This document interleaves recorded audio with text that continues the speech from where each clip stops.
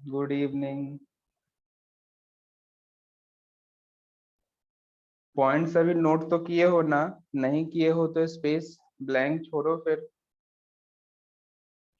क्योंकि मुझे भरोसा है कि 20% स्टूडेंट तो पक्का नहीं नोट किए होंगे।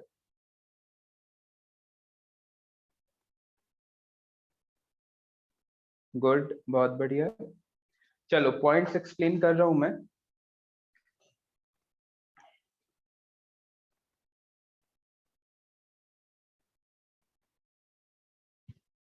हम्म conductor and its property, page number 53 पे जो 11 पॉइंट्स हैं ना, वो हमें कॉपी में नोट करने थे, ऐसा बताया गया था। तो अब मैं एक एक पॉइंट एक्सप्लेन कर रहा हूँ, ध्यान से सुनना। इसके मैक्सिमम पॉइंट तो अपन ने किसी न किसी फॉर्मेट में पहले भी देखा ही हुआ ही है। चलो स्टार्ट करते हैं। आगे क्या सभी आ रहे हैं धीरे धीरे। चलो सबसे फर्स्ट पॉइंट है, conductors are material which contains large number of free electrons. बिल्कुल सही बात है। ये हमें डे फर्स्ट से पता है कि कंडक्टर यदि है तो उसके पास फ्री इलेक्ट्रॉन्स बहुत सारे होते हैं, जो कि कैरियर की तरह काम करता है और किसी भी चार्ज पार्टिकल को सरफेस तक पहुंचाने के लिए रिस्पॉन्सिबल होता है। ऐसे भी तुम समझ सकते हो। In electrostatics conductor are always equipotential surfaces. सोचो, कंडक्टर के अंदर पोटेंशियल कितना हम लेते हैं? सरफेस के बराबर। कंडक्टर के अंदर electric field zero, that's why potential surface के बराबर। अब सोचो ना, सभी पॉइंट्स मतलब कंडक्टर के अंदर किसी भी पॉइंट को तुम देख लो, उस पॉइंट पे पोटेंशियल सरफेस के बराबर है और ये इक्वल पोटेंशियल है, तो क्या हमें इसे इक्वी पोटेंशियल सरफेसेस नहीं कहना चाहिए क्या? समझ रहे हो? तो सेकेंड पॉइंट क्या कहा गया कि in electrostatics conductors are always equipotential surfaces. समझ में आया सेकेंड पॉइंट?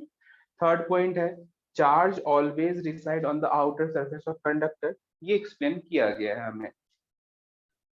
तो सबसे पहले फर्स्ट सेकेंड थर्ड, ये तीन पॉइंट तुम्हें समझ आया हो तो यस का मैसेज करो। फर्स्ट सेकेंड थर्ड, ये तीन पॉइंट तुम्हें समझ आए हो तो यस का मैसेज करो। चलो बढ़िया, आगे बढ़ेंगे। फोर्थ है, if there is a cavity inside the conductor and having no charge, then charge will always reside on outer surface. बात सही है। देखो, मानो ये हमारे पास कंडक्टर और ये है कैविटी और इधर मटेरियल है, ठीक है। अब हमेशा बोला गया कि इस कैविटी के अंदर कोई चार्ज नहीं है, तो सिंपल सा लॉजिक है, इस कंडक्टर पे जो भी चार्ज दोगे कौन से सरफेस पे रहना पसंद करेगा? आउटर सरफेस पे। तो ये तुमसे कहा गया कि चार्जेस कहाँ पे प्रेजेंट होंगे? आउटर पे, ठीक है। हाँ, वही कैविटी के अंदर चार्ज होता तो इसके इस वाले सरफेस पे भी इसके अपोजिट चार्ज होते, जो कि हमने ऑलरेडी देखा हुआ भी है, ठीक है। तो ये हम बात कर रहे हैं पॉइंट फोर। उसके बाद फिफ्थ पॉइंट है, electric field is always perpendicular to the conducting surface. याद करो, जब हमने इलेक्ट्रिक फील्ड लाइंस की प्रॉपर्टीज लिखी थी, वहां भी ये पॉइंट आया था। ये पॉजिटिव चार्ज और एक कंडक्टर, तो इधर नेगेटिव चार्ज डेवलप होंगे और यहाँ पे जो भी हम इलेक्ट्रिक फील्ड लाइंस ड्रॉ करेंगे वो सभी कैसे होंगे? परपेंडिकुलर इस वाले सरफेस के, है ना। और ये सभी एंगल कितना? 90 के बराबर। याद आ रहा होगा तुम्हें। चलो सिक्स पॉइंट है। Six, electric lines of force never enter into conductors. क्या मैंने ये तुम्हें कल बताया हुआ है? पिछले क्लास में शायद मैंने एक्सप्लेन किया था कि कंडक्टर के अंदर इलेक्ट्रिक फील्ड जीरो क्यों होती है, इसका मैंने रीजन एक्सप्लेन किया हुआ है। तो अब मुझे बताओ, सिक्स पॉइंट तक सब कुछ अच्छे से समझ में आया हो तो यस का मैसेज करो। पॉइंट सिक्स तक समझ में आया हो तो यस का मैसेज करो। फोर्थ पॉइंट रिपीट कर दीजिए। फोर्थ पॉइंट में ये सिंपल ये गिवन है कि कोई कैविटी है और उस कैविटी के अंदर कोई चार्ज ही नहीं है, तो हम इस स्फीयर पे जो भी चार्ज देंगे वो सब कुछ इसके सरफेस पे ही रहने वाला है। तो सही बात तो है, इसमें कौन सी बुराई है? देखो, कैविटी है और कैविटी के अंदर चार्ज ही नहीं है, तो फिर इस सरफेस पे क्यों ही चार्ज रहेगा? सोचो। Fifth point, electric field is always perpendicular to the conducting surface.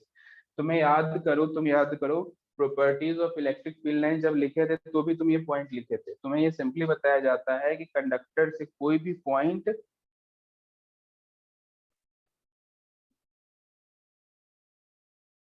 Sir 6 point के हिसाब से, हाँ फ्लक्स जीरो होगा ना, बिल्कुल होगा जीरो।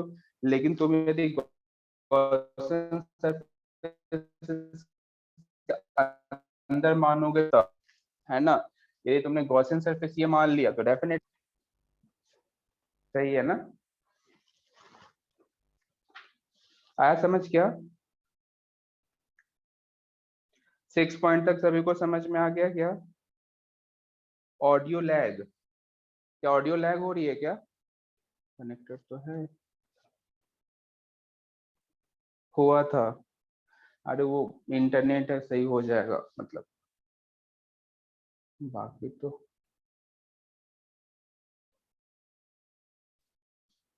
हो जाएगा, नेटवर्क थोड़ा फ्लक्चुएट कर रहा होता है। क्या रिपीट कर दूं?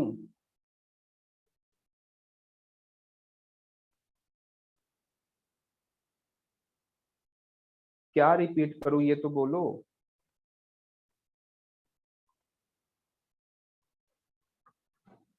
मेरा डाउट, तुम्हारा डाउट क्या है? 6 पॉइंट के हिसाब से कंडक्टर में फ्लक्स जीरो, देखो ना। अब यदि तुम कंडक्टर के अंदर कोई गॉसियन सरफेस अज्यूम करोगे तो नेट चार्ज इनक्लोज जीरो, तो फ्लक्स जीरो होगा। हाँ लेकिन गॉसियन सरफेस यदि बाहर ड्रॉ करते हो तो तुम्हारे पास चार्ज इनक्लोज तो है, तो आंसर में जीरो नहीं होगा फिर।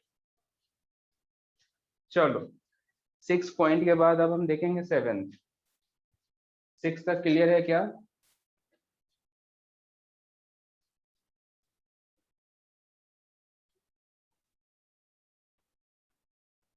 देखना 6 के बाद 7 अच्छा पॉइंट है, इसे तुम ध्यान से सीखोगे। देखना ध्यान से, 6 इंपॉर्टेंट पॉइंट है, इसे बहुत ध्यान से सुनना।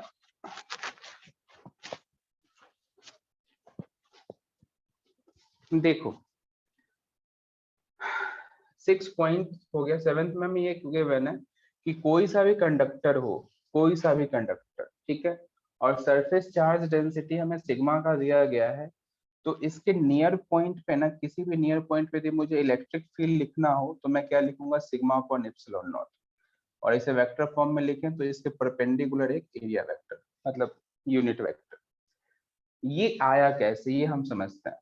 देखो हमें तो सिंपली ये बताया गया था ना कि एक प्लेट हो जिसपे हम यूनिफॉर्म चार्ज डिस्ट्रीब्यूट करें, मतलब कंडक्टिंग प्लेट है, और इस प्लेट के किसी भी पी पॉइंट पे, प्लेट के नियर किसी भी पी पॉइंट पे हमें इलेक्ट्रिक फील्ड बताया गया था सिग्मा अपॉन एप्सिलॉन नॉट, याद होगा। तो फिर ये रिजल्ट और ये रिजल्ट दोनों सेम कैसे, ये हम समझने की कोशिश करते हैं। सोचना, पहली बात तो तुम्हें ये समझना होगा कि पॉइंट पी उस सरफेस के बहुत नियर है, मतलब बहुत पास है।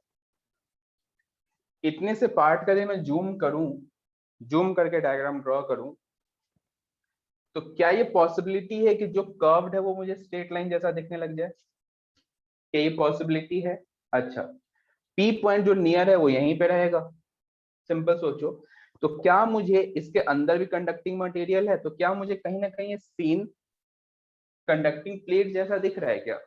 सोच के देखो, क्या ये जो सिचुएशन है मुझे कंडक्टिंग प्लेट जैसा दिख रहा है क्या? और मैं नियर सरफेस की बात कर रहा हूँ, मैं कोई ज्यादा दूर सरफेस के लिए नहीं देख रहा हूँ, मैं नियर सरफेस के लिए देख रहा हूँ। और तुम देखो ना, यहाँ पे इलेक्ट्रिक फील्ड लाइंस भी जो होनी है वो सरफेस के परपेंडिकुलर, यहाँ भी सरफेस के परपेंडिकुलर। तो इसके बेसिस पे हम कह रहे हैं कि जो नियर का जो पॉइंट है, कंडक्टर के नियर अबाउट का पॉइंट, नियर के जो पॉइंट है, उस पे हम electrical sigma upon epsilon not कह सकते हैं। ये बात समझ में आई हो तो यस का मैसेज करो।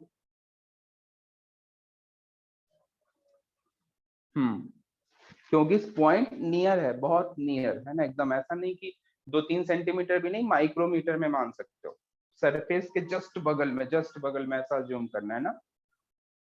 ठीक है, उसके बाद 7th है, when a conductor is grounded it's potential becomes zero. ये तुम्हें याद रखना है, कभी भी किसी भी सरफेस को, किसी भी मटेरियल को, किसी भी कंडक्टिंग मटेरियल को अर्थ यदि तुम कर दे तो ये अर्थिंग का सिंबल है ना, ये अर्थिंग का सिंबल है।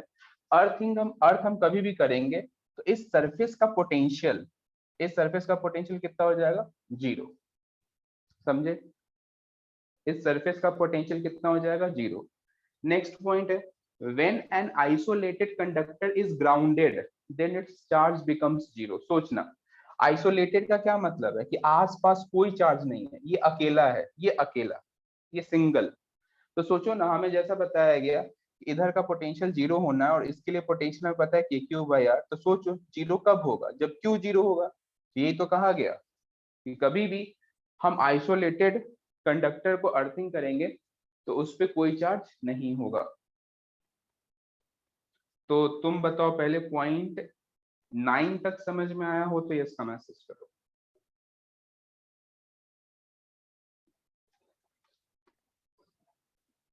अब बात करेंगे हम पॉइंट 10 एंड 11। ध्यान से देखना, पॉइंट 10 एंड 11।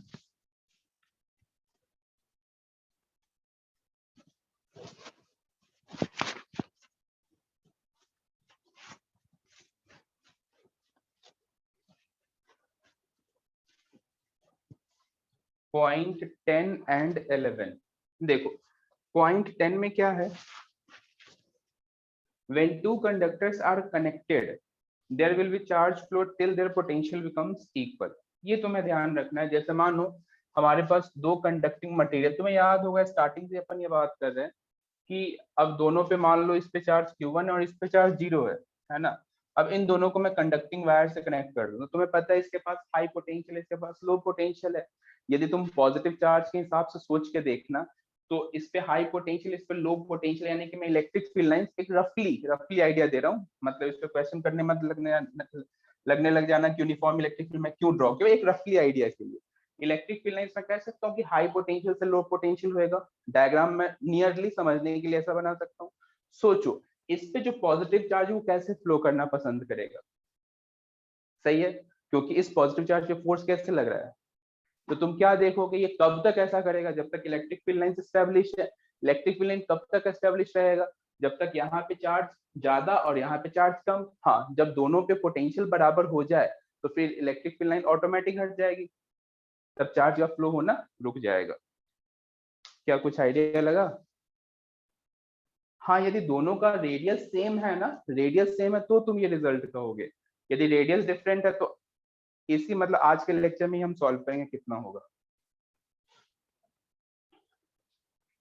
तो पॉइंट 10 तुम्हें समझ में आया हो तो इसका मैसेज करो।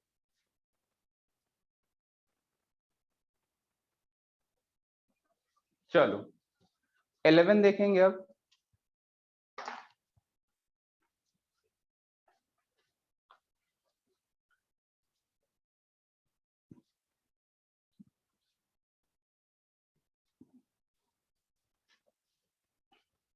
इलेवन को ध्यान से समझना और इसे कॉपी में भी नोट करना है।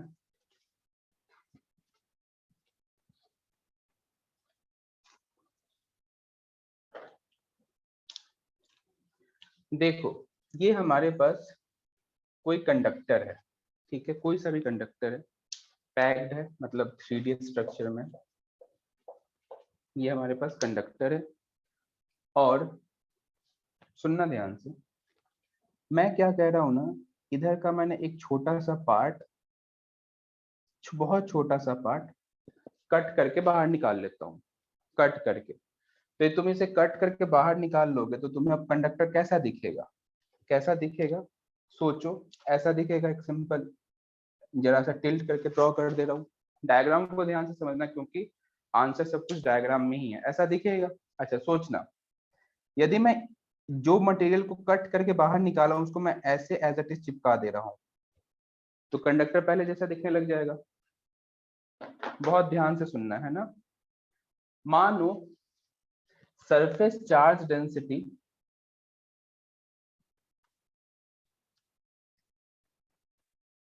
हमें यहाँ पे सिग्मा दिया गया है, तो मैं तुमसे कहूँ कि इसके नियर सरफेस, मतलब नियर कोई पॉइंट पे इलेक्ट्रिक फील्ड हमें लिखना है, और मैं ऐसे मानता हूँ कि जो मैंने कट करा है उसकी वजह से इलेक्ट्रिक फील्ड है E1, और जो रिमेनिंग पार्ट है उसकी वजह से इलेक्ट्रिक फील्ड है E2, है ना। जो मैंने कट करा है उसके से इलेक्ट्रिक फील्ड E1 और जो रिमेनिंग पार्ट है उसकी वजह से इलेक्ट्रिक फील्ड है E2। तो क्या मैं ऐसा कह सकता हूँ कि E1 vector plus E2 vector का summation sigma upon epsilon naught होगा इन कैप की तरह, मतलब इन कैप यूनिट वेक्टर। बताओ जल्दी से, क्या तुम्हें ये जो मैं लाइन लिखा हूँ समझ में आया हो तो यस का मैसेज करो।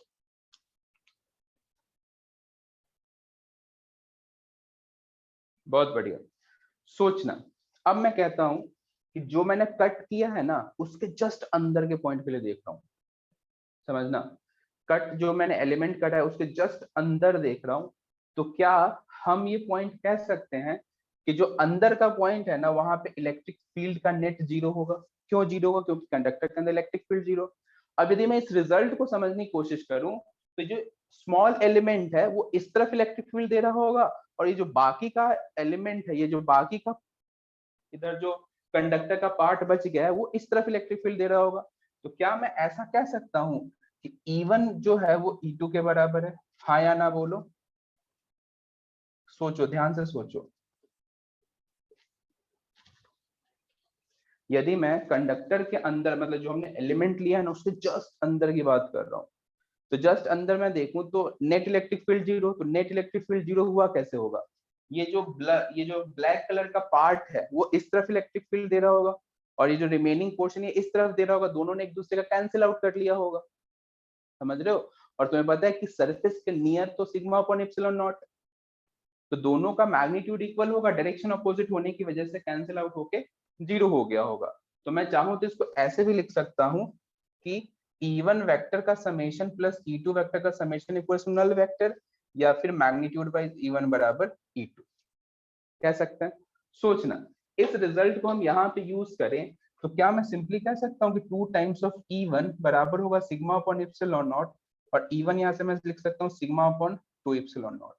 मतलब सिंपल है, मतलब सिंपल है कि एक इंडिविजुअल की वजह से इलेक्ट्रिक फील्ड हमें कितना मिलने वाला है? Sigma upon 2 epsilon not. बहुत ध्यान से सुनना, मैं कहता हूं कि इस पे चार्ज है dq का, इस पे चार्ज है dq का। मैं इस एलिमेंट पे फोर्स देखना चाहता हूं, फोर्स। तो क्या मैं df dq इंटू ई लिख सकता हूं? सोचो। एंड dq को क्या लिखूंगा? Sigma into area, sigma into area, छोटा सा area, and into electric field. और इसी को मैं दोनों तरफ dA से डिवाइड कर दूं तो फोर्स अपॉन एरिया क्या मुझे प्रेशर मिलेगा? बताओ। तो क्या pressure equals to sigma, dA से dA कैंसिल, और E जो है हम रख देते हैं तो यहाँ पे sigma square upon 2 epsilon not. तो ये हमारे पास प्रेशर का एक्सप्रेशन आ जाता है। देखो, समझने की कोशिश करो।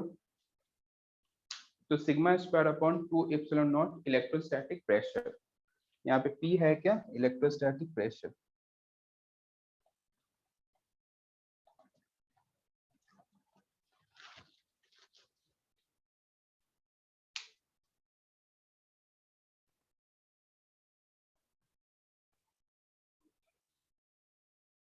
ओके, बढ़िया।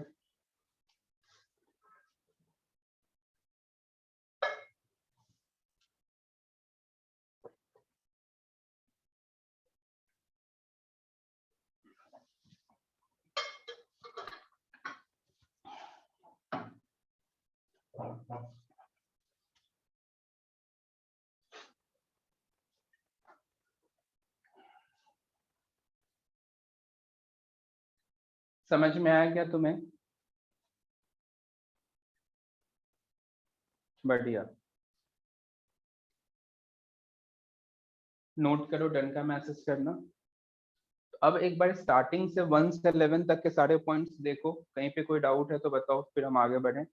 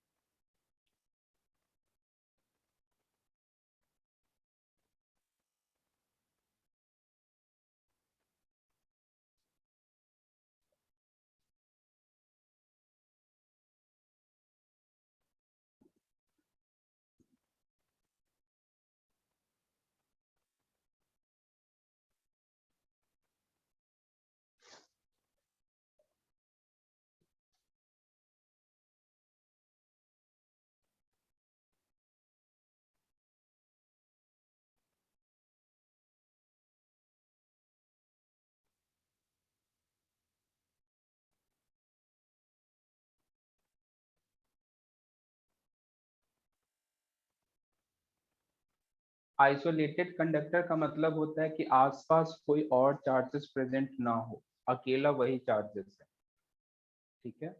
आइसोलेटेड चार्जेस का मतलब, आइसोलेटेड कंडक्टर का मतलब कि कंप्लीट स्पेस में वो अकेला चार्ज है। तो अब सोचो ना, उसका पोटेंशियल मुझे जीरो करना है, तो के क्यू बाई आर। तो वी जीरो होने के लिए आर तो इन्फिनिटी है नहीं, सिंपल सरफेस में हम देख रहे हैं, तो क्यू को ही जीरो होना होगा। ईशान क्या डाउट है? We got E A in 7th point sigma upon. हाँ, लेकिन हमने जो देखा, ये जो तुम देख रहे हो, देखो ना, तुम और डिटेल में भी समझने की कोशिश करो ना, तो हमें ये समझ में आता है कि एक शीट की तरह है, क्योंकि जो मैं एक छोटा सा एलिमेंट अज्यूम कर रहा हूँ वो तो एक शीट के काइंड, मतलब शीट टाइप है। एक छोटा सा पार्ट मैंने एक टुकड़ा देख के चेक करके फिर अपन ने सॉल्व किया है। हाँ, हम ये प्रेशर की बात कर रहे हैं, देखो ना, यहाँ पे प्रेशर, जैसे किसी भी सरफेस पे प्रेशर कैसे देखोगे, तो उसका जो एक छोटा सा पार्ट है उसको कितने स्ट्रांगली बाउंड किया हुआ है, तो वही अप्रोच हमने यहाँ पे यूज करा। प्रेशर इनसाइड या आउटसाइड दोनों ही होगा ना, तुम्हें पता है कि इनसाइड और आउटसाइड दोनों बराबर ही होता है ना।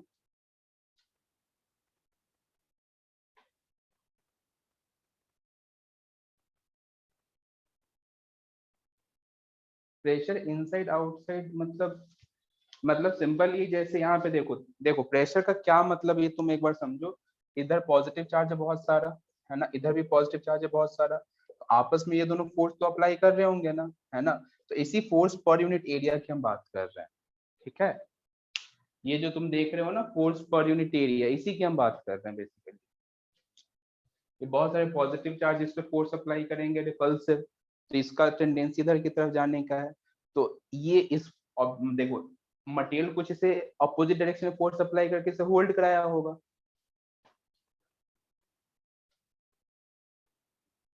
समझ में आ गया क्या? चलो बढ़िया, आगे बढ़े। इसके सारे पॉइंट्स यदि क्लियर हो तो ये इसका मैसेज करो, फिर हम आज जो भी क्वेश्चंस करने हैं वो हम स्टार्ट करते हैं। देखना, चलो स्टार्ट कर दें क्वेश्चन।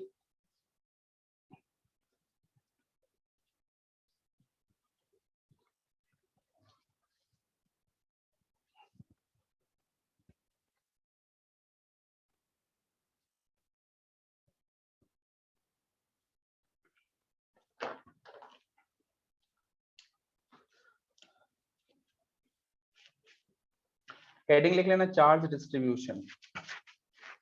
Charge distribution.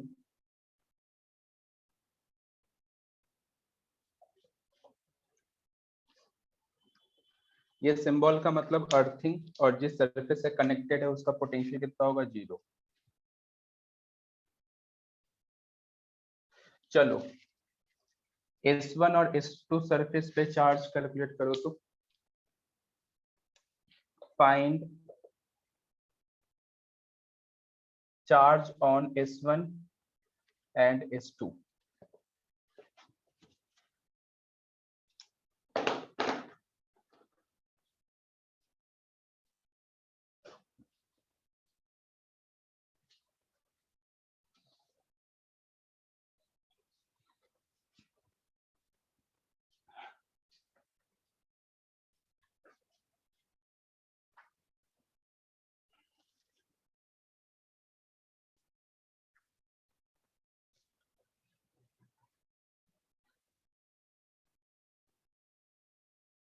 जहां भी अर्थिंग लिखा हो ना, अर्थिंग का सिंबल दिया हो, उस वाले पॉइंट पे, उस सरफेस के किसी भी पॉइंट पे पोटेंशियल कितना होगा, जीरो। तो सबसे पहले तो मैं उस सरफेस के पॉइंट के लिए पोटेंशियल लिखो और जीरो के बराबर करो, यहीं से तुम्हारा आंसर आने लग जाएगा। जैसे यदि मुझसे बोला जाए कि इस पॉइंट पी के लिए मुझे पोटेंशियल बताओ, तो तुमसे यदि मैं पूछूं पी पॉइंट के लिए पोटेंशियल, तो क्या लिखोगे? के क्यू बाई बी प्लस, मानो इधर हमने चार्ज Q1 मान लिया सपोज, तो के Q1 अपॉन बी, क्योंकि फर्स्ट के लिए बाहर का पॉइंट है, दूसरे के लिए सरफेस का पॉइंट है, तो ये लिखेंगे पोटेंशियल, और इसका सम कितना है, जीरो के बराबर। तो के बी से के बी कैंसिल, और तुम यहाँ से क्लियरली देख सकते हो क्यू किसके बराबर है, मतलब Q1 किसके बराबर, माइनस Q के। तो मुझे यहाँ क्लियरली समझ में आता है कि इन दोनों सरफेस का नेट चार्ज है माइनस Q। अब तुम देखो यहाँ पे Q है तो ऑब्वियस सी बात यहाँ पे माइनस Q होगा, जब इस पे माइनस Q होगा तो बाहर के सरफेस पे कितना चार्ज होगा, जीरो। अब तुम सोचो कि बाहर के सरफेस हमने जीरो चार्ज क्यों दिया, इसके दो रीजन है, सुनना ध्यान से। यहाँ पे जो भी चार्जेस होंगे, ये देखो इस पे तो निगेटिव चार्ज है ना, अब निगेटिव चार्ज किधर रहना पसंद करता है, पॉजिटिव के पास। क्यों? क्योंकि वहां इलेक्ट्रोस्टैटिक अट्रैक्शन फोर्स लग रहा होता है, समझ रहे हो। तो अट्रैक्शन फोर्स की वजह से जितना भी चार्जेस हैं वो सब इसके पास रहना पसंद करेंगे। तो S1 सरफेस पे Q चार्ज और S2 सरफेस पे जीरो। समझ आया हो, यस का मैसेज करो।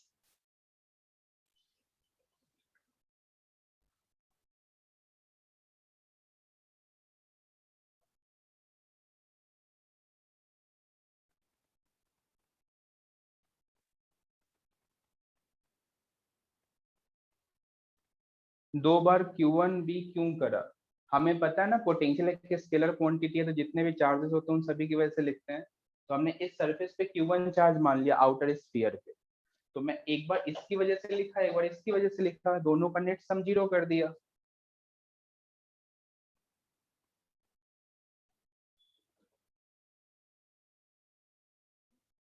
चलो आगे बढ़े, नेक्स्ट क्वेश्चन। अब तुम ये सब क्वेश्चन से पॉइंट को भी रिलेट कर सकते हो, जैसे वहां पे क्या लिखा हुआ था, आइसोलेटेड कंडक्टर। अब देखो यहाँ पे आइसोलेटेड नहीं है, इस वजह से इस पे चार्ज जीरो नहीं हुआ।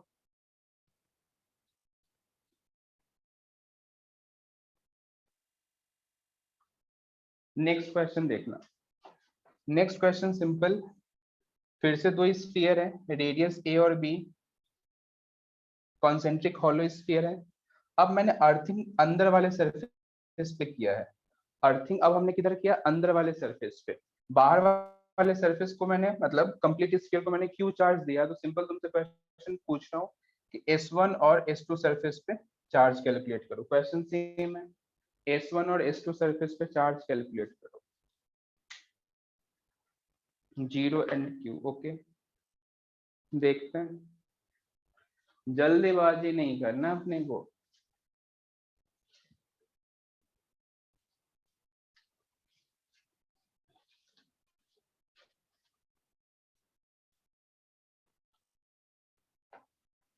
रेडियस ए एंड बी है, इनर को हमने अर्थिंग करा है, आउटर पे हमने क्यू चार्ज डिस्ट्रीब्यूट किया है। तो तुमसे S1 और S2 सरफेस पे चार्जेस पूछे गए हैं।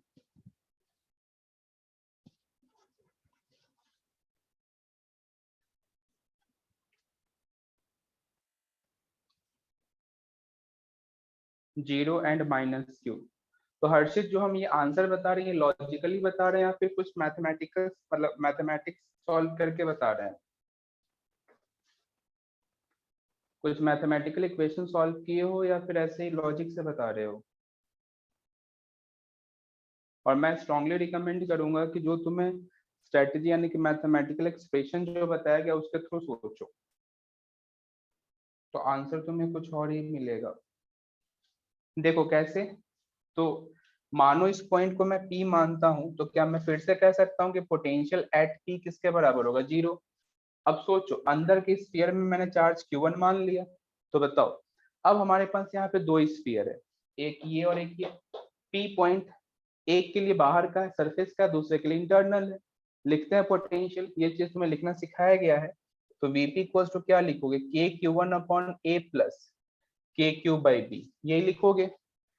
एंड ये किसके बराबर होगा, जीरो के, तो k से k कैंसिल, एंड यहाँ से Q1 इक्वल्स टू देखोगे तो A by B into Q के बराबर। मतलब क्या समझ में आया कि Q1 जो इस वाले पे रहने वाला है वो इतना रहने वाला है। यदि मैं फिर से डायग्राम ड्रॉ करके तुम्हें अच्छे से एक्सप्लेन करूं, तो देखो इस वाले सरफेस पे चार्ज कितना होगा, minus A by B into Q, इस वाले सरफेस पे। तो सिंपल इसके ऑपोजिट इंडक्शन से मैं कह सकता हूँ इस पे इतना चार्ज होगा। अब देखो इस पे टोटल चार्ज है Q, तो इस पे इतना रह गया, तो रिमेनिंग चार्ज कहाँ पे रहेगा, बाहर वाले पे। तो तुम इसको ऐसे भी लिख सकते हो। कुछ आया समझ।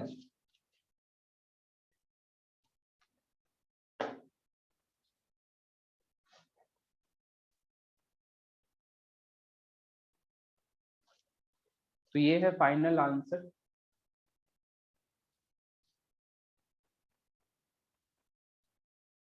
समझ आया हो तो यस का मैसेज करो। लास्ट वाला नहीं आया। लास्ट स्टेप यानी कि इधर जो हमने डिस्ट्रीब्यूट किया, ये कह रहे हो क्या? देखो ना, हाँ देखो, मुझे पता है कि इस पे टोटल चार्ज कितना है, क्यू। मैं कह रहा हूँ कि जितना निगेटिव इस पे उतना ही पॉजिटिव इस पे डेवलप होगा। अब इस पे टोटल क्यू है, तो इस पे रिमेनिंग क्योंकि कुछ पार्ट तो इसके अंदर चला गया, तो बाकी इसमें से माइनस कर दो, तो जो बचेगा वही चार्ज तो इसके सरफेस पे रहने वाला है, आउटर पे। सोचो,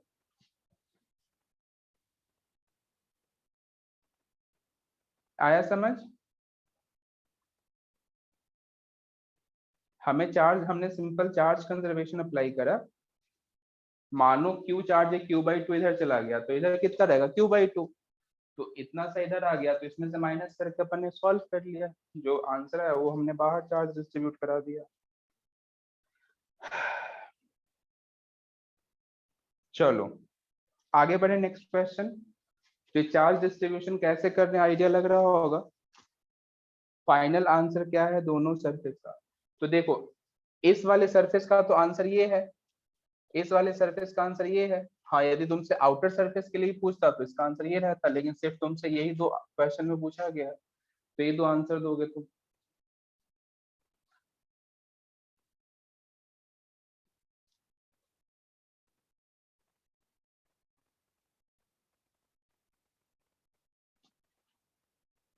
बढ़े आगे क्या?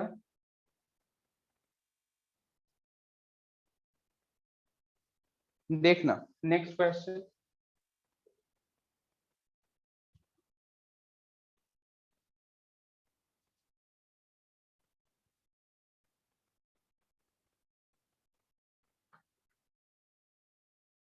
क्वेश्चन ध्यान से सुनना।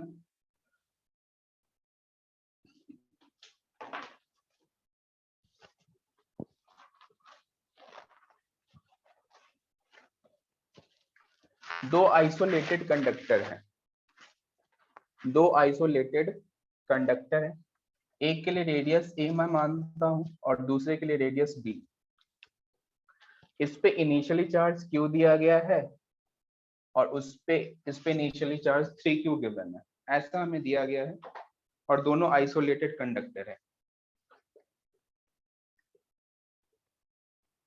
आइसोलेटेड कंडक्टर का मतलब आसपास में कोई और चार्ज नहीं, कोई और कंडक्टर वगैरह नहीं प्लेस करा है।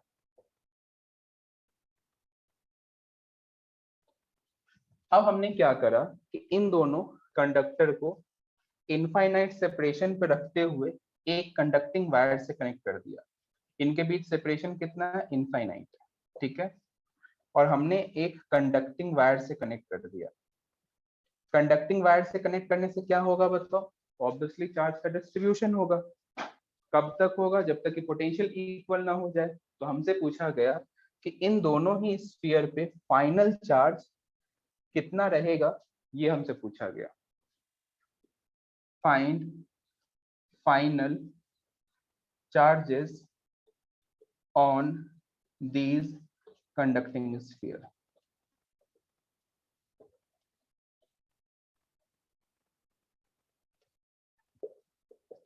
सोचो, दिमाग लगाओ, कैसे करेंगे सॉल्व, कुछ आइडिया बताओ, क्या क्या इक्वेशन हम बना सकते हैं।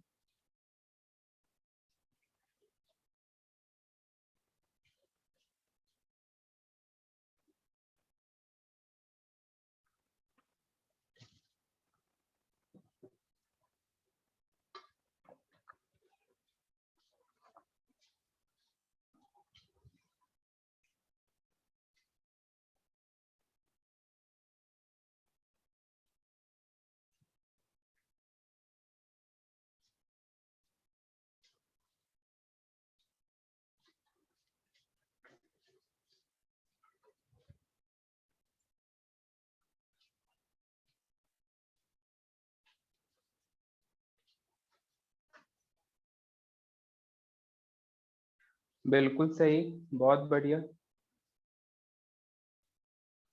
E equal to 0।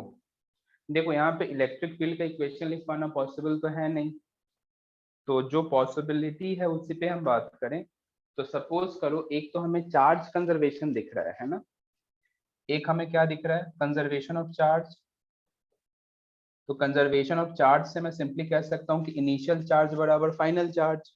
तो मानो इस पे मैं चार्ज Q1 मान लेता हूँ और इस पे Q2 मानता हूँ, तो क्या मैं ऐसा कह सकता हूँ कि इनिशियल चार्ज है 4Q, तो बाद में चार्ज Q1 प्लस Q2, तो Q1 प्लस Q2 का समेशन होगा 4Q। ये हमें कंजर्वेशन ऑफ चार्ज से पता लग गया। अच्छा ये भी दिख रहा है कि दो वेरिएबल है तो हमें किसी भी हालत में दो इक्वेशन तो चाहिए, तो एक इक्वेशन तो दिख गया। सेकंड इक्वेशन कैसे, तो मानो इस पॉइंट को मैं ए कहता हूँ, एक्स कह लेता हूँ और इधर वाई, तो क्या एक्स और वाई का पोटेंशियल बराबर होगा क्या? बिल्कुल। तो एक्स पे पोटेंशियल तुम कैसे लिखोगे, क्या लिखोगे, एक इस चार्ज की वजह से आएगा, एक इस चार्ज की वजह से आएगा, लेकिन इस चार्ज की वजह से हम इसलिए नहीं लिखेंगे क्योंकि सेपरेशन हमें कितना दिया हुआ है, इनफाइनाइट। मतलब इस चार्ज की वजह से यहाँ पे कोई पोटेंशियल डेवलप नहीं होगा, समझे? तो मैं क्या लिखूंगा बताओ, सिंपल लिखूंगा कि पोटेंशियल एट एक्स बराबर पोटेंशियल एट वाई, और पोटेंशियल एट एक्स कितना है, के Q1 अपॉन ए, और पोटेंशियल एट वाई कितना है, के Q2 अपॉन बी। अब तुम देखो यहाँ से तुम्हें दो इक्वेशन मिला है, सॉल्व करो और आंसर बताओ।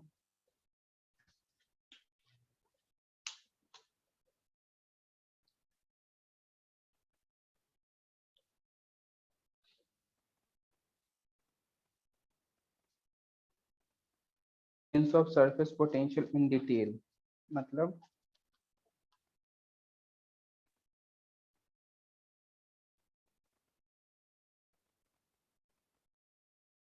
लास्ट स्टेप रिपीट करूं, देखो यदि मान लो ये इंफिनिटी ना गिवन होता, इंफिनिटी यदि ना गिवन होता, तो इस पॉइंट पे तुम पोटेंशियल एक तो इसकी वजह से लिखते और एक इसकी वजह से लिखते, है ना, दो चार्जेस हैं तो दोनों चार्जेस की वजह से पोटेंशियल आता। बट हम इसकी वजह से क्यों नहीं लिख रहे हैं, क्योंकि हमें पता है सेपरेशन इनफाइनाइट है, तो तुम के क्यू बाई आर, तो आर तो इनफाइनाइट से रिप्लेस हो जाएगा ना, तो ये जो स्फीयर है ये इस पॉइंट पे कोई पोटेंशियल नहीं दे पाएगा, और ये जो स्फीयर है वो इस पॉइंट पे कोई पोटेंशियल नहीं दे पाएगा।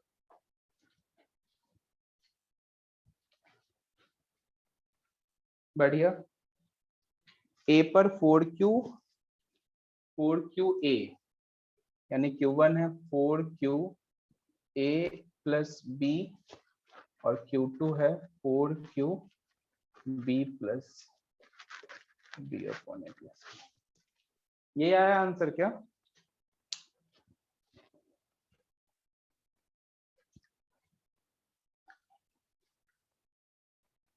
हाँ बिल्कुल सही, बहुत अच्छा तुमने मतलब यहाँ पे, हाँ बहुत अच्छा नोटिस किया है।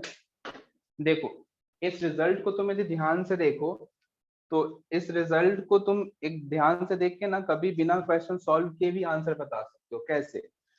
4Q है क्या, नेट चार्ज का सम, और देखो जिस पे हमें चार्ज लिखना है उसका रेडियस पहले आ रहा है ए, जैसे हम Q2 की बात करें तो यहाँ पे बी आ गया, और नीचे रेडियस का समेशन।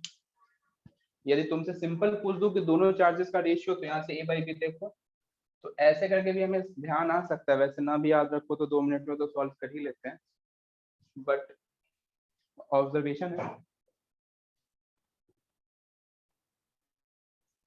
तो तुम्हें क्वेश्चन समझ में आया हो तो यस का मैसेज करो, फिर आगे बढ़ेंगे। नेक्स्ट क्वेश्चन देखेंगे। Next question,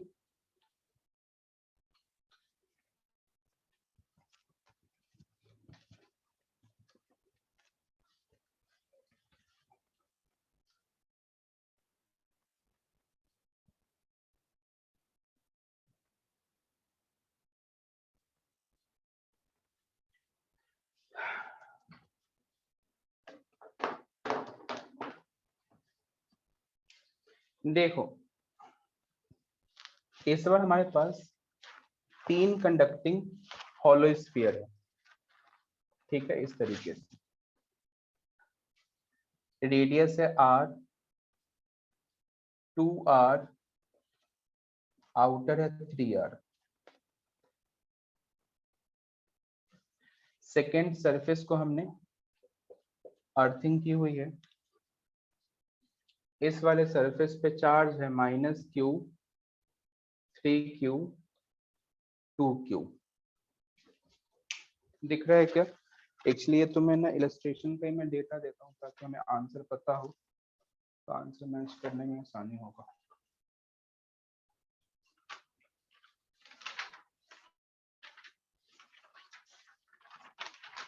Q, 2q, 3q, हाँ सही है। तो तुमसे पूछा गया कि इन तीनों स्फीयर पे और क्या करा गया है, एक और इंफॉर्मेशन है कि first and third conducting sphere को कनेक्ट कर दिया गया है। ऐसे सिंबल जब भी दिया जाए ना इस तरीके से, तो इसका मतलब है कि सेकेंड स्फीयर को ये कांटेक्ट नहीं कर रहा, टच नहीं कर रहा। सिर्फ कांटेक्ट किस किस में मेंटेन है, इनर में और आउटर मोस्ट में, इनर में और आउटर मोस्ट में, ठीक है। तो इन सभी स्फीयर पे फाइनल चार्जेस तुम्हें कैलकुलेट करना है।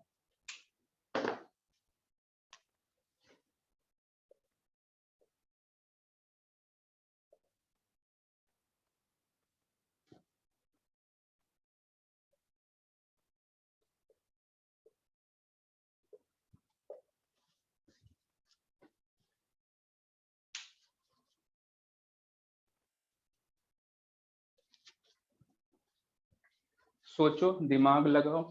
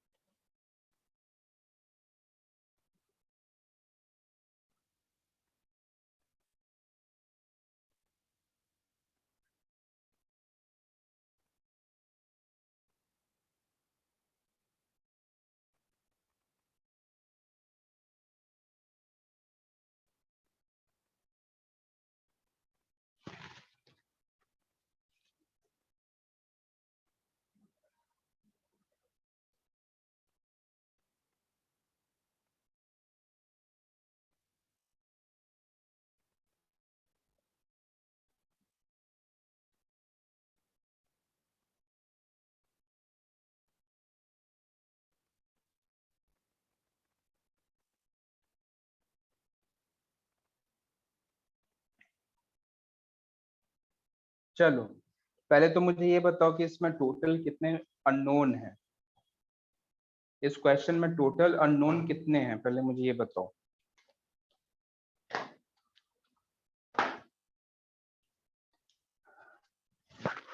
सेम क्यों रहेगा? सेम रहने का रीजन बताओ, क्यों कह रहे हो सेम रहेगा?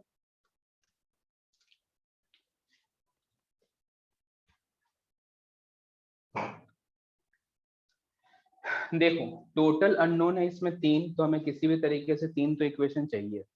कैसे लिखेंगे, ध्यान से देखना। सबसे पहले इनर मोस्ट और आउटर मोस्ट को देखो, तो हम यहां से लिखेंगे कंजर्वेशन ऑफ चार्ज। यदि मैं फाइनल चार्जेस बताऊं, तो मैंने इस पे फाइनल चार्ज Q1 माना है, इस पे Q2 और इस पे Q3। तो क्या मैं कह सकता हूं कंजर्वेशन ऑफ चार्ज के बेसिस पे कि Q1 प्लस Q3 का जो समेशन होगा वो 2Q के बराबर होगा। देखो फर्स्ट इक्वेशन, अब यदि मैं सेकेंड इक्वेशन देखूं तो मुझे सेकेंड इक्वेशन यहाँ से अर्थिंग से दिखेगा। हमें पता है कि अर्थिंग जहां भी किया हुआ है उसका पोटेंशियल कितना होगा, 0। तो मैं इस पॉइंट का पोटेंशियल लिखूंगा। तो देखो, इसके लिए आउटर का पॉइंट, सेकेंड स्क्वायर के लिए सरफेस का पॉइंट और थर्ड के लिए इंटरनल पॉइंट। लिखो, क्या लिखोगे, के Q1 अपॉन 2R प्लस के Q2 अपॉन 2R प्लस के Q3 अपॉन 3R का समेशन 0। यहाँ से के आर कैंसिल करोगे तो एक इक्वेशन तुम यहाँ देख सकते हो, Q1/2 Q2/2, इस 2 को भी यहाँ से हटा दो तो इसमें आ जाएगा 3 और इधर 2 Q = 0। सही है, ये इक्वेशन आ गया हमारे पास सेकंड। कोई दिक्कत नहीं। थर्ड इक्वेशन देखो, पोटेंशियल सेम। पोटेंशियल सेम क्यों होगा, क्योंकि हमें यहाँ पे कंडक्टिंग वायर दिख रहा है, कंडक्टिंग वायर। तो सोचो ना, conducting wire first and third को कनेक्ट कर रहा है। तो देखो, इस पॉइंट को यदि मैं ए कहूं और इस पॉइंट को बी, तो क्या VA बराबर VB होगा? पोटेंशियल एट ए बराबर होगा पोटेंशियल एट बी। लिखते हैं, ए पे पोटेंशियल इन तीनों की वजह से, बी पे इन तीनों की वजह से। सोचना, तो ए पे पोटेंशियल हम क्या लिखेंगे, के Q1 अपॉन R, के Q2 अपॉन 2R एंड के Q3 अपॉन 3R। ध्यान से देखना, ये लिखेंगे। और पोटेंशियल एट बी एक्सटर्नल है, तो मैं चाहूं डायरेक्ट तो Q1 plus Q2 plus Q3 divide by 3R। तो ये हमें आ गया इक्वेशन थर्ड। तीन इक्वेशन, तीन अननोन, बाकी तुम्हें सॉल्व करना है। सोचो, मतलब सॉल्वेबल तो है ना। मैं सिंपली ये पूछना चाहता हूँ, मन में डाउट आएगा कि सर इतना कैलकुलेशन करेंगे क्या, तो आंसर है नहीं। देखो, पहली बात तो जब तुम्हें ये क्वेश्चन दिया जाएगा ना, तो ये पैसेज में दिया जाएगा जिसमें 2-3 क्वेश्चन और होंगे, तो इतना मेहनत करने का फल तुम्हें 2-3 क्वेश्चन तो मिलेगा ही। अच्छा, सेकंड, हम ऑप्शन चेक पे ज्यादा मतलब भरोसा करेंगे। क्या करेंगे कि मान लो हमसे Q1 Q2 Q3 सॉल्व करने को बोल दिया, तो इधर के इक्वेशन में रख के देखो, सेटिस्फाई करा लो, जो ऑप्शन सेटिस्फाई करेगा वो ऑप्शन होगा हमारा आंसर। ठीक है, ये तुम्हारे इलस्ट्रेशन का ही क्वेश्चन मैंने इसलिए लिया है ताकि आंसर मैच करने में दिक्कत ना हो।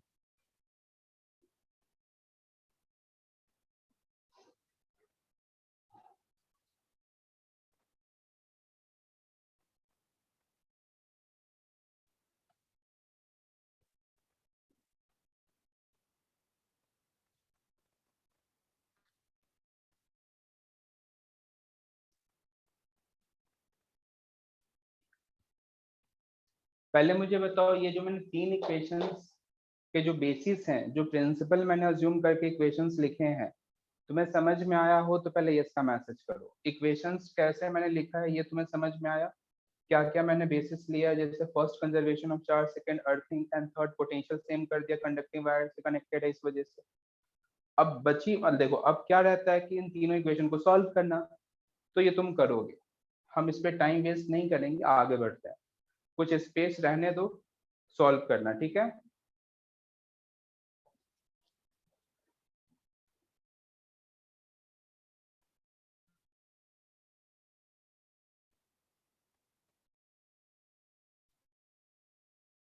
और आंसर यदि तुम्हें चाहिए इस क्वेश्चन का, तो ये इलस्ट्रेशन का ही क्वेश्चन है, तो तुम देख लेना आंसर एक बार।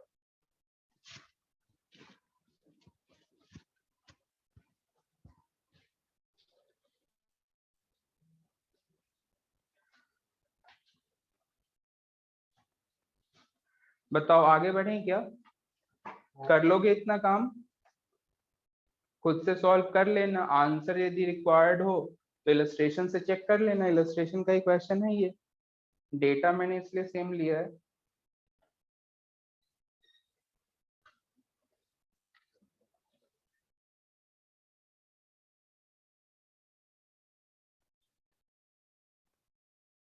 अरे वाह, बहुत ही बढ़िया ईशान, क्या बात, नाइस, कैलकुलेशन फास्ट है तुम्हारा मतलब, गुड।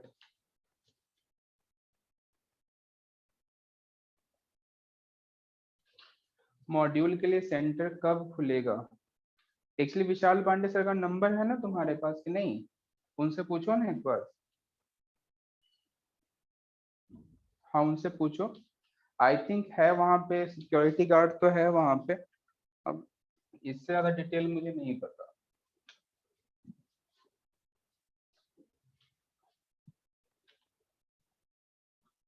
आगे बढ़े क्या?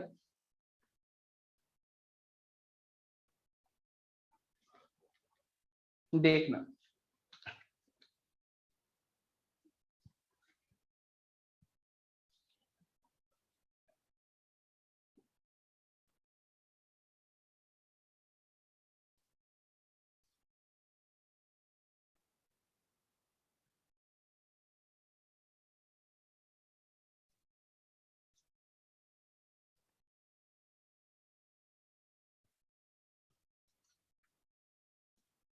देखो एक इंपॉर्टेंट कॉन्सेप्ट बता रहा हूँ, बहुत ध्यान से समझना, बहुत ध्यान से।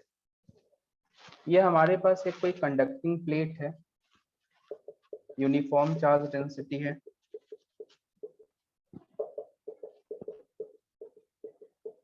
समझना। और यहाँ पे यदि मैं कोई पी पॉइंट मान लूं, तो हम इस पॉइंट पे इलेक्ट्रिक फील्ड क्या लिखते हैं, सिग्मा अपॉन एप्सिलॉन नॉट। मन में ये डाउट आ सकता है कि हमने तो ये फॉर्मूला इनफाइनाइट प्लेट के लिए लिखा था, तो फिर हम फाइनाइट के लिए क्यों लिख रहे हैं? इसका आंसर है क्योंकि पॉइंट को हम सरफेस के बहुत क्लोज मानते हैं, इसलिए। ठीक है, पॉइंट को हम किधर मानते हैं, सरफेस के क्लोज। तो ये हम, पहली बात तो तुम्हें देखना है, ये है क्या, कंडक्टिंग प्लेट। सोचो यदि मैं इसी कंडक्टिंग प्लेट को ऐसे सोचूं कि मेरे पास दो इनफाइनाइट शीट हो, सोचना, इनफाइनाइट शीट है हमारे पास और दोनों पे इक्वल चार्ज डेंसिटी सिग्मा का डिस्ट्रीब्यूटेड है, और मैंने क्या करा है कि दोनों को ना कुछ स्मॉल सेपरेशन पे प्लेस कर दिया। सोचना ध्यान से, हमारे पास दो इनफाइनाइट शीट हैं और दोनों को हमने कुछ सेपरेशन पे इस तरीके से अरेंज कर दिया है। और यदि मैं तुमसे कहूं कि मैं सेम पी पॉइंट पे इलेक्ट्रिक फील्ड लिखना चाहता हूँ, सेम पी पॉइंट पे इलेक्ट्रिक फील्ड, तो तुम कैसे लिखोगे? एक इस इनफाइनाइट शीट की वजह से सिग्मा अपॉन 2 एप्सिलॉन नॉट, और सिमिलरली इसकी वजह से भी सिग्मा अपॉन 2 एप्सिलॉन नॉट। तो जो electric field at point P तुम्हें मिलेगा वो कितना मिलेगा, सिग्मा अपॉन एप्सिलॉन नॉट। क्या कहने का मतलब है, मतलब बहुत साफ है कि दोनों रिजल्ट सेम है, दोनों ही रिजल्ट क्या है, सेम। अब दोनों रिजल्ट सेम है तो इससे हम क्या पता कर सकते हैं, इससे हम क्या कंक्लूड कर सकते हैं? तो इससे मैं ये कह सकता हूं कि एक कंडक्टिंग प्लेट को तुम चाहो तो दो इनफाइनाइट शीट की तरह भी देख सकते हो। क्या ये बात समझ आई हो तो यस का मैसेज करो।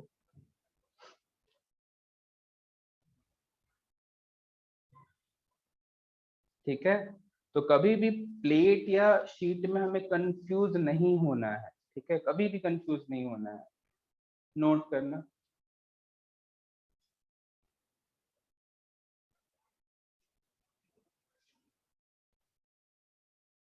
यहाँ पे चार्ज डेंसिटी सिग्मा है।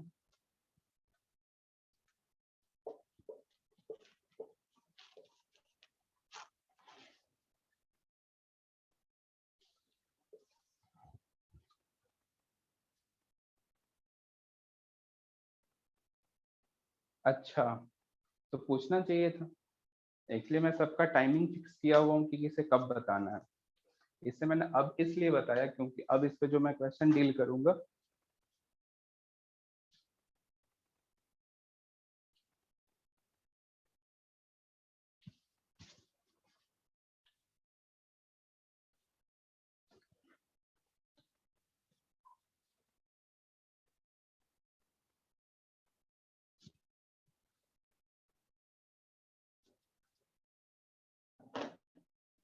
चलो ये हो गया हो तो बताओ, फिर नेक्स्ट क्वेश्चन देखते हैं।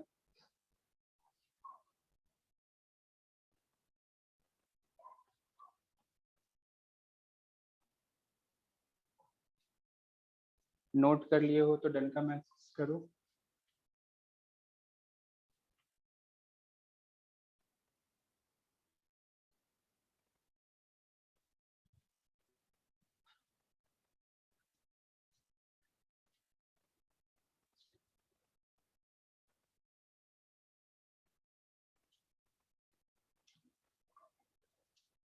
देखना।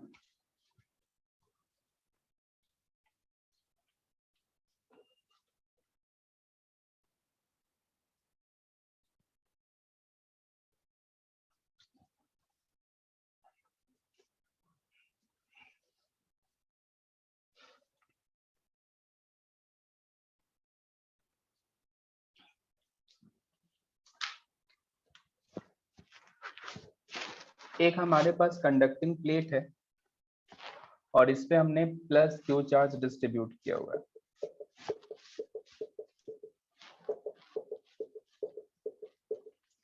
प्लस क्यू चार्ज हमने डिस्ट्रीब्यूट किया हुआ है। तो तुमसे सिंपली पूछा गया है कि दोनों सरफेस पे चार्ज कितना होगा। टोटल चार्ज क्यू है, ये हमें गिवन है, कंडक्टिंग प्लेट है क्योंकि चार्ज हमने सरफेस पे ड्रॉ किया है। तो तुमसे सिंपली पूछा गया find charge on S1 and S2।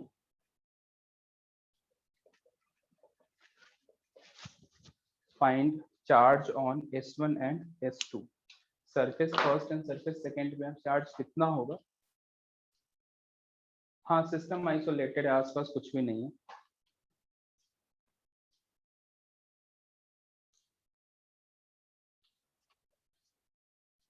कैसे सॉल्व करेंगे।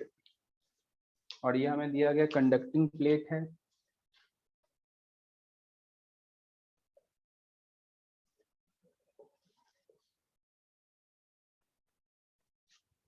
देखो सिंपल, यदि मैं कंडक्टिंग प्लेट के अंदर कोई पॉइंट P मानता हूं तो मुझे बताओ इस P पे इलेक्ट्रिक फील्ड 0 के बराबर है क्या। देखो ध्यान से। बिल्कुल सही, बिल्कुल सही, बिल्कुल सही। तो अब तुम्हें जैसा कि बताया गया था, क्या इसे मैं एक इंडिविजुअल शीट और इसे भी इंडिविजुअल शीट मान सकता हूँ। सही है। तो ये जो इंडिविजुअल शीट है इस पे मैं चार्ज मान लेता हूँ x, तो इस पे कितना हो जाएगा q माइनस एक्स। तो ये x इस पॉइंट P पे आई कैप डायरेक्शन में इलेक्ट्रिक फील्ड प्रोवाइड करेगा। सोचो, ये x P पॉइंट पे आई कैप और q माइनस एक्स P पे माइनस आई कैप। सही है। दोनों का मैग्नीट्यूड इक्वल एंड अपोजिट होगा, इस वजह से नेट जीरो आएगा। सिंपल। तो इसे मैं एक शीट की तरह देखूं तो सिग्मा लिखूं तो x अपॉन ए, चार्ज अपॉन एरिया, है ना। और 2 इप्सिलॉन नॉट बराबर q minus X upon 2a epsilon not. यही लिखेंगे क्या। सोच के देखो तो क्या आएगा, इससे ये कैंसिल एंड यहाँ से x इक्वल्स टू q/2। मतलब इस कंडक्टिंग प्लेट पे चार्ज इक्वली डिस्ट्रीब्यूट होगा दोनों पे q/2 और चार्ज कंजर्वेशन भी होल्ड कर रहा है। जितना पहले चार्ज था उतना ही बाद में। समझ आया क्या।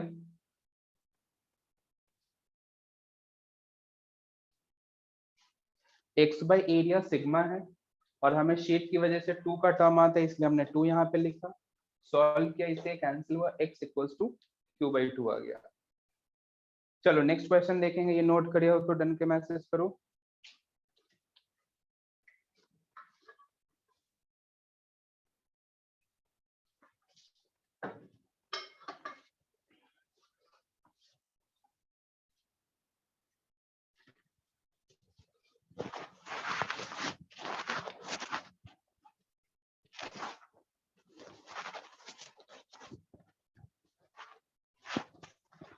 देखना ध्यान से।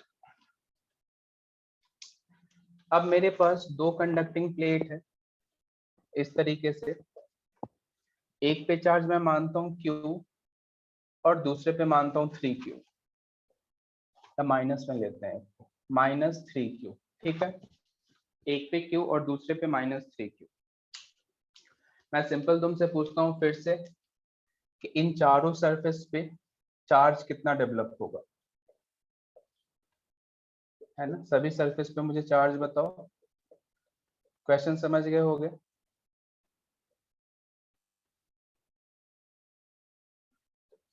बताओ charges on each surface. Solve करने का स्ट्रेटेजी वही है, कंडक्टर के अंदर पॉइंट P मानो, नेट सम 0 करो और वैल्यू फाइंड आउट करो।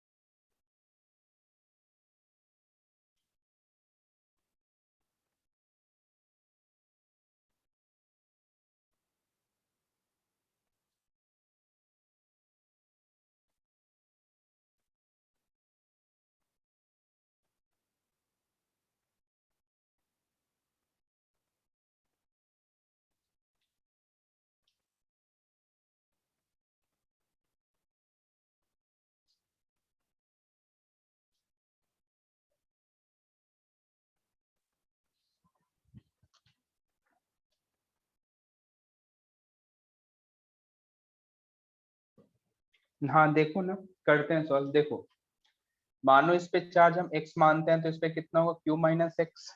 सपोज इस पे हम y मानते हैं तो इस पे हम कितना लिखेंगे, 3q माइनस वाई। अच्छा पहली बात तो ये y मैंने पॉजिटिव माना है, ठीक है, ध्यान से सुनने के पॉइंट, बहुत ध्यान से।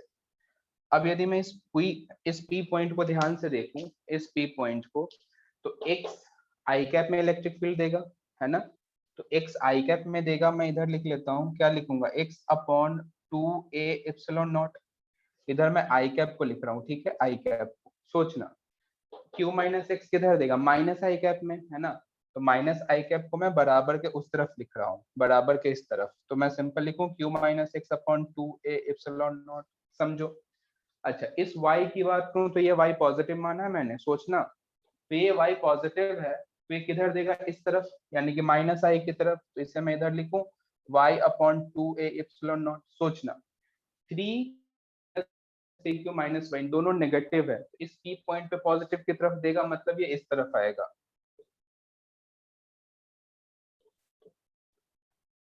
पहले ये जो मैंने 4 पॉइंट लिखे हैं ये तुम्हें समझ में आया कि ये आई कैप वाला है और इधर है माइनस आई कैप वाला। पहले 4 पॉइंट मतलब 4 टर्म मैंने जो लिखे हैं इधर, ये तुम्हें समझ आया हो तो यस का मैसेज करो। आई कैप माइनस वाई कैप से आई कैप और माइनस आई कैप के हिसाब से देखते जाओ।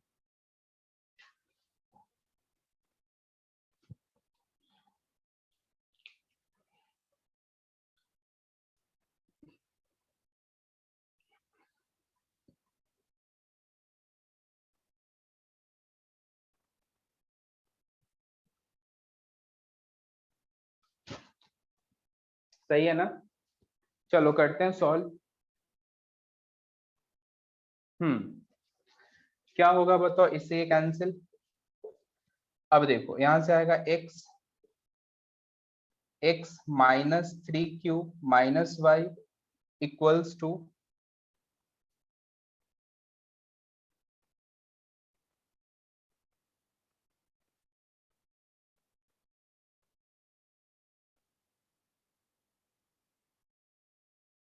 कोई मिस्टेक तो नहीं हुआ है ना, मिस्टेक तो नहीं हुआ है ना, 3q minus Y P point को अपनी तरफ, ठीक है।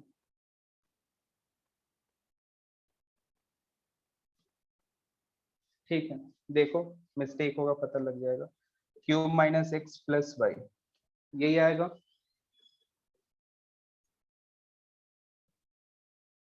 एक्स तो यहाँ से कैंसिल होना चाहिए था,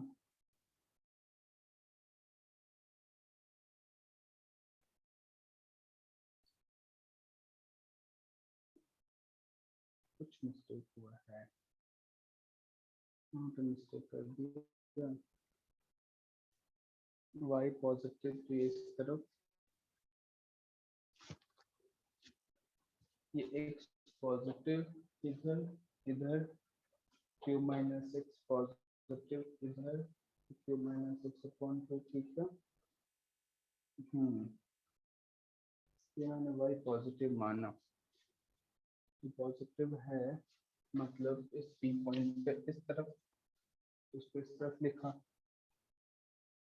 minus 3q minus Y negative है अपनी तरफ, यानी कि ये डेटा।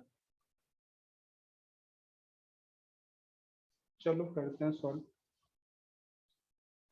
तो देखो यहाँ से क्या आ जाएगा, 2x और minus Y equals to 4q, यही आएगा क्या। और यहाँ से x minus Y equals to आ गया 2q। देखो तो ये डेटा,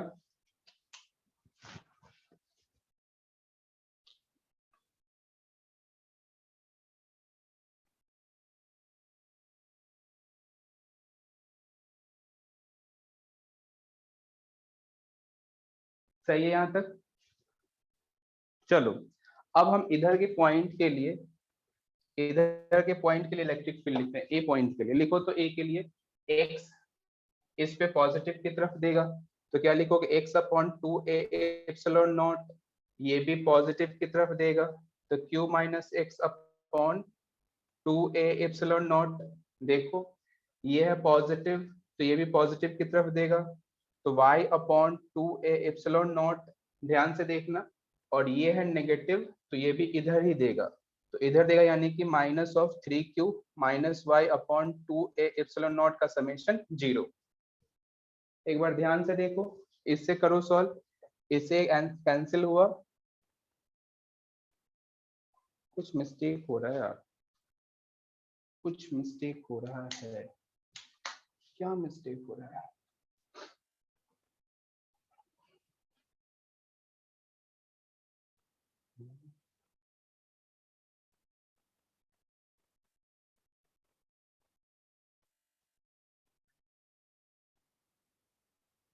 मिस्टेक पता लग गया,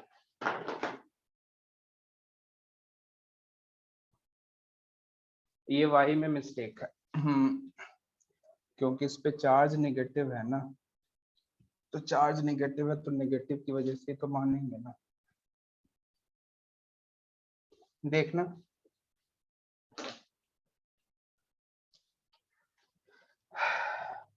देखो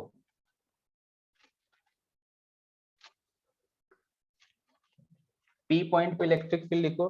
देखो पहली बात तो तुम्हें समझना होगा कि इस पे नेट चार्ज नेगेटिव है, तो ये वाई ना नेगेटिव जैसा ही बिहेव करेगा, है ना, ये वाई नेगेटिव जैसा ही बिहेव करेगा, तो हम इसकी वजह से इलेक्ट्रिक फील्ड लिखे हैं, देखना पी पॉइंट पे, तो कितना आएगा x upon 2a epsilon not, ध्यान से देखना, तो ये पॉजिटिव आई की तरफ उन दोनों की वजह से, तो इन दोनों की वजह से मैं लिख रहा हूँ, ध्यान से देखो क्या आएगा, वाई नॉट फिर minus 3q minus Y A upon 2a epsilon naught, और इसका समेशन किसके बराबर होगा, इसके बराबर, तो q minus X upon 2a epsilon naught, इससे कैंसिल, तो देखो यहाँ से x plus Y minus 3q minus Y equals to q minus Y, इससे कैंसिल, तो अब देखो 2x इक्वल्स टू 4q, तो x इक्वल्स टू कितना आ गया 2q।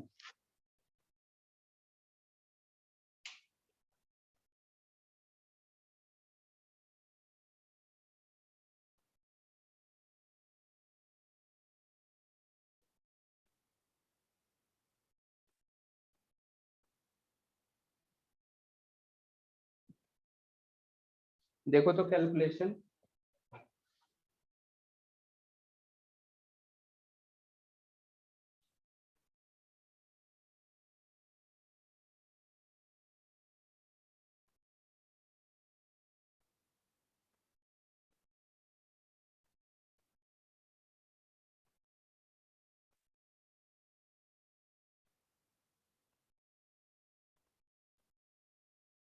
कहीं तो मिस्टेक हो रहा है, समझ नहीं आ रहा मेरे को, x upon 2a epsilon not, ये पॉजिटिव है इधर, सही है, q माइनस एक्स नेगेटिव है इधर, ये ओवरऑल नेगेटिव है, तो ये इस तरफ, सही तो किया।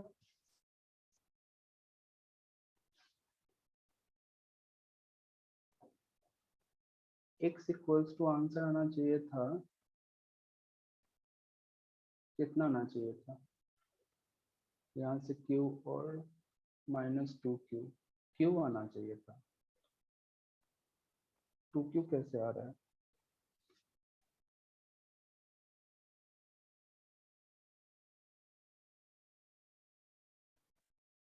x इक्वल्स टू 2q आ रहा है क्या, एक बार देखो कैलकुलेशन,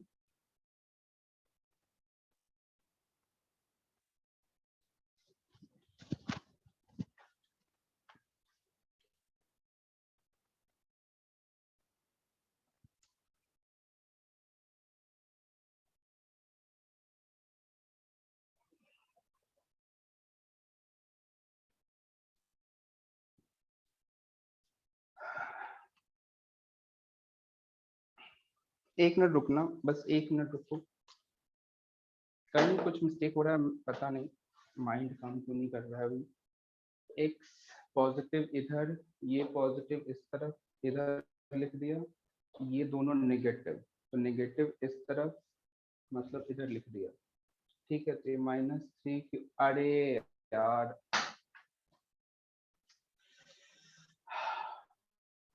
जब मैं डायरेक्शन का यूज कर ही लिया तो फिर मुझे साइन यहाँ नहीं देना था ना। अब मैं यहाँ पे नेगेटिव चार्ज जो ले रहा हूँ, जैसे मैंने यहाँ पे -3 वगैरह लिखा, तो अब माइनस साइन का क्या मतलब है, डायरेक्शन रिप्रेजेंट करना। तो मैं यहाँ डायरेक्शन भी यूज कर रहा हूँ और साइन भी यूज कर रहा हूँ। देख रहे हो क्या, ये मिस्टेक किया है मैंने। मतलब मैं डायरेक्शन भी यूज कर रहा हूँ और साथ ही साथ साइन भी यूज कर रहा हूँ। इस वजह से बार बार गलत हो रहा था, लास्ट के पिछले वाले स्टेप में भी और इस वाले स्टेप में भी। समझ में आया मिस्टेक। जैसे मुझे ये साइन यहाँ पे नहीं यूज करना चाहिए था। क्यों नहीं यूज करना चाहिए था, क्योंकि मुझे ये तो पता ही है कि इस पर टोटल चार्ज कैसा है, नेगेटिव। तो नेगेटिव की वजह से फील्ड किधर मिलेगा हमें, इस तरफ। तो हमने ये साइन ऑलरेडी लिया है, क्यों लिया है, नेगेटिव की वजह से। तो अब तो सिर्फ हमें मैग्नीट्यूड वाइज काम करना था ना। हाँ वही, पता नहीं, वही मैं सोचूं कि ऐसा कैसे हो रहा है। देखना, तो अब ये प्लस क्यू रहेगा, और जब ये इस तरफ बाहर जाएगा तो यहाँ पे 2q। अब आया आंसर सही, x equals to Q. Mistake समझ में आया ना, मैंने क्या किया था मिस्टेक, नेगेटिव साइन भी लिख दिया और साइन को भी नहीं समझा। देखो पहले बताओ मुझे, इधर ध्यान दो, ये जो प्लेट है, इस प्लेट को ध्यान से देखो, ये प्लेट कैसा है, नेगेटिव प्लेट है। तो ये नेगेटिव प्लेट तुम्हें किस तरफ इलेक्ट्रिक फील्ड प्रोवाइड करेगा, प्लस आई में। इस पॉइंट पे देखो, प्लस आई में। तो तुमने डायरेक्शन का काम तो कर लिया हुआ है ना, तो अब तो सिर्फ तुम्हें मैग्नीट्यूड वाइज काम करना है। ठीक है, तो मैग्नीट्यूड वाइज यानी कि सिंपल 3 क्यूब माइनस वाई लेके चलेंगे, क्योंकि इससे तो पॉजिटिव बना के चलो ना फिर। समझ रहे हो। तो मैंने इन तीन टर्म को ऐड किया और इसकी वजह से इस तरफ है तो इसके इक्वल करके फिर सॉल्व किया। और मैं मिस्टेक क्या कर रहा था, यहाँ माइनस साइन, एक तो डायरेक्शन भी यूज कर ले रहा था और माइनस साइन भी यूज कर ले रहा था, ये मिस्टेक कर रहा था। हाँ हाँ बिल्कुल बिल्कुल, इस वजह से आंसर गलत आ रहा था। अब यहाँ x इक्वल्स टू क्यू आया। देखो इसका मैं शॉर्टकट भी बताऊंगा जिसमें हम देख के भी आंसर बता सकते हैं। तो x इक्वल्स टू क्यू आया, तो देखो इसमें क्या होगा, इस सरफेस पे चार्ज क्यू, इस पे 0, क्योंकि इस पे नेट कितना है, क्यू के बराबर। तो देखो इस पे जितना चार्ज होगा ना उसके अपोजिट इतना होगा, तो इस पे नेगेटिव है तो इस पे भी नेगेटिव।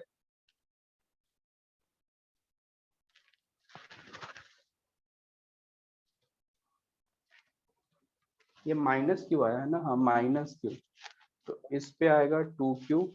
क्या हो रहा है आज, पता ही नहीं लग रहा। देखो ये है चार्जेस फाइनल, एक बार फिर से एक्सप्लेन कर रहा हूँ। x इक्वल्स टू आया -q, तो हमने यहाँ पे -q दिया। हमें पता है कि इस प्लेट पे टोटल चार्ज कितना रहना है, q। तो जब इस पे टोटल चार्ज q रहना है, इस पे नेगेटिव आ गया, तो डेफिनेटली इस पे 2q होगा। तभी तो 2q माइनस q करोगे तो q आएगा। सोचो, और जितना इस पे चार्ज होगा ना, इतना अपोजिट के सेम मैग्नीट्यूड अपोजिट साइन के चार्ज इस पे होगा, और जो इनर पे होगा वो आउटर पे होगा। तो इसका शॉर्टकट कैसे, एक बार ध्यान से सुनना, बहुत ध्यान से सुनना, और तुम पिछले क्वेश्चन में भी कंपेयर कर सकते हो। सभी प्लेट के चार्जेस को ऐड करो, सुनना ध्यान से, सभी प्लेट के चार्जेस को ऐड करो, कर दिया ऐड, अपॉन 2 करो। सभी प्लेट के चार्जेस को ऐड करो, अपॉन 2 करो। ये जो चार्ज तुमने सॉल्व किया, ये एक्सट्रीम इनर और एक्सट्रीम आउटर प्लेट पे होगा। किधर, एक्सट्रीम इनर और एक्सट्रीम आउटर पे होगा, मतलब इन दो सरफेस पे। और जैसे तुमने ये फाइंड कर लिया, सेकेंड स्टेप, उसके बाद चार्ज कंजर्वेशन यूज करते जाओ, आंसर आता जाएगा। जैसे एक और क्वेश्चन से मैं तुम्हें एक्सप्लेन कर रहा हूँ, ध्यान से देखना, नीचे मैं ड्रॉ कर रहा हूँ। इधर हमारे पास टोटल 3 प्लेट है, ध्यान से देखो, टोटल कितने, 3 प्लेट। इस पे चार्ज है q, 2q और q, सपोज करो। तो टोटल चार्ज कितने हुए बताओ, 4q। तो 4q का हाफ कितना होगा, 2q। तो 2q और 2q इस वाले प्लेट पे, तो इस पे टोटल चार्ज कितना है, q। सोचो इस पे टोटल चार्ज कितना है, q। तो इधर मैंने 2q दिया हुआ है, तो डेफिनेटली इधर हमें -q देना होगा, तभी तो नेट चार्ज इस पे q रहेगा। सोचो, और जितना इस पे रहेगा उसका अपोजिट इस पे रहेगा, तो -q है तो इस पे +q। अच्छा, इस पे 2q है तो q इधर आ गया, तो q इधर आएगा, क्योंकि टोटल चार्ज 2q है। सोचो, और इस पे 2q इधर आ गया, इस पे q है तो डेफिनेटली इधर -q आएगा। और तुम इक्वल एंड अपोजिट से भी देखो तो ये आंसर्स है। आया समझ? और मैं मिस्टेक क्या कर रहा था, ये माइट भी तुम भी कर सकते हो, मैं साइन भी ले रहा था और डायरेक्शन भी।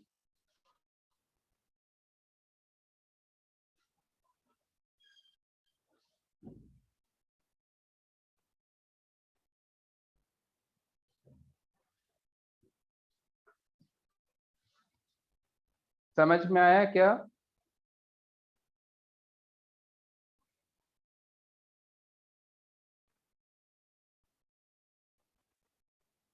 चलो एक दो क्वेश्चन और देखेंगे, देख के आंसर बताना है अपने को। सेकेंड पार्ट, ये शॉर्टकट, हाँ हर देखो ये शॉर्टकट नहीं, बेसिकली इधर से जब हम देखो ये शॉर्टकट आया कैसे ये भी बता देता हूँ। तुम चाहो तो इस पे Q1 Q2 चार्ज अज्यूम करके देख लो, आंसर आ जाएगा। क्या दिव्यांश कुछ डाउट है क्या?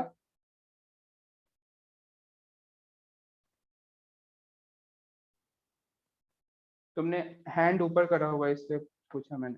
देखो ये शॉर्टकट आया कैसे ये भी एक्सप्लेन कर देता हूँ, देखो ध्यान से, टाइम है ना? है, जल्दी से देखो तो मैं एक्सप्लेन कर देता हूँ ये शॉर्टकट आया कैसे। और ये शॉर्टकट हमेशा वैलिड है, ध्यान से देखना। देखो दो प्लेट है सिंपल, इस पे चार्ज हमने Q1 माना और इस पे चार्ज हमने Q2। तो इस पे यदि मैं x मानू तो इधर आएगा Q1 माइनस एक्स, इधर मैंने y माना तो इधर आएगा Q2 माइनस वाई। अब इस P पॉइंट पे इलेक्ट्रिक फील्ड लिखो, क्या लिखोगे, x upon 2a epsilon not, ये इधर बाकी तीन इधर देंगे तो मैं Q1 minus X upon 2a epsilon not. ध्यान से देखो ये सभी पॉजिटिव है इस तरफ, तो y upon 2a epsilon not plus Q2y 2a epsilon not, इसे कैंसिल हुआ। ध्यान से देखो तो यहाँ से कितना लिखेंगे, 2x equals to Q1 plus Q2, y से y कैंसिल हो जाएगा तो x इक्वल्स टू कितना आया, Q1 plus Q2 divide by 2। तो ये क्या है x, इन दोनों चार्ज का समेशन ही तो है, दिख रहा है तुम्हें, समेशन बाई 2 है। और सिमिलरली तुम इस पॉइंट के लिए इलेक्ट्रिक फील्ड जीरो करो तो इधर से y के लिए आ जाएगा। आया समझ? तो ये जो हम शॉर्टकट लिख रहे हैं इसका बेसिस ये सिंपल ये इक्वेशन है। और जब इस पे चार्ज ये है तो Q1 माइनस एक्स करोगे तो तुम देखोगे कि उस पे चार्ज वही आया जो हम अभी तक सॉल्व करते आ रहे हैं। एक क्वेश्चन और सॉल्व कर लो, उसके बाद फ्री कर दे रहा हूँ। इलेक्ट्रोस्टैटिक्स कंप्लीट हो रहा है और ये electrostatics last question, beginner box 9 and 10 तुम्हारा होमवर्क है। कल हम सैटेलाइट मोशन से रिलेटेड कुछ क्वेश्चन सॉल्व करेंगे और कुछ क्वेश्चन हम इलेक्ट्रोस्टैटिक्स पे भी सॉल्व करेंगे। एक बार मुझे बस आंसर बता दो,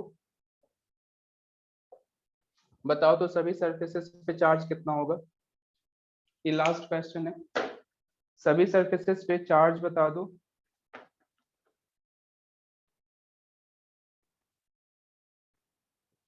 नेक्स्ट क्लास का होमवर्क है बिगनर बॉक्स 9 10 और संडे को एक्सरसाइज 1 सब कंप्लीट करो।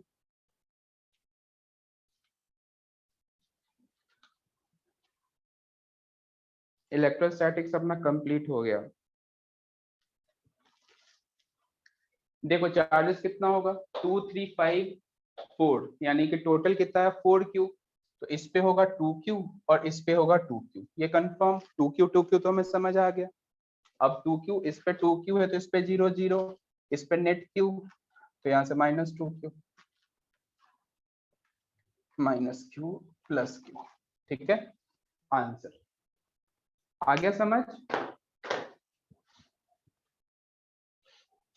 तो नेक्स्ट डे का homework beginner box 9 10 complete, electrostatic complete हो गया। अब इसके एनसीईआरटी वगैरह पढ़ना स्टार्ट कर दो, मॉड्यूल में जो एनसीईआरटी कॉर्नर्स हैं उसके क्वेश्चंस देखना स्टार्ट कर दो।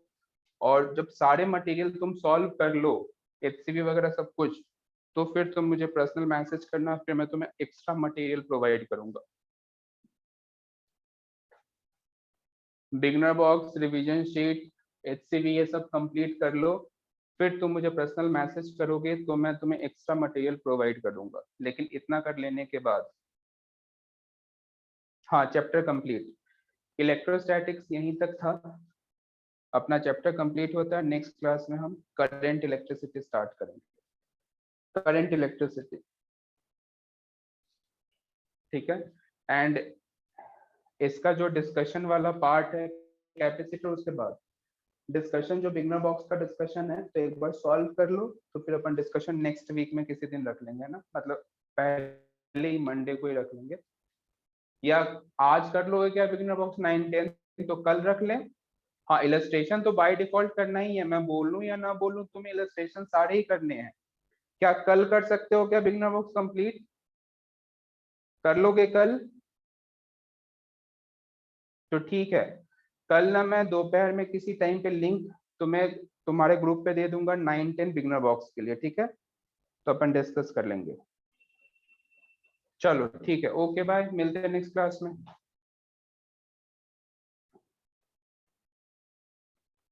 थोड़ा लेट रखना, तो 4 बजे से तो क्लास ही है, देखते हैं। चलो ओके बाय।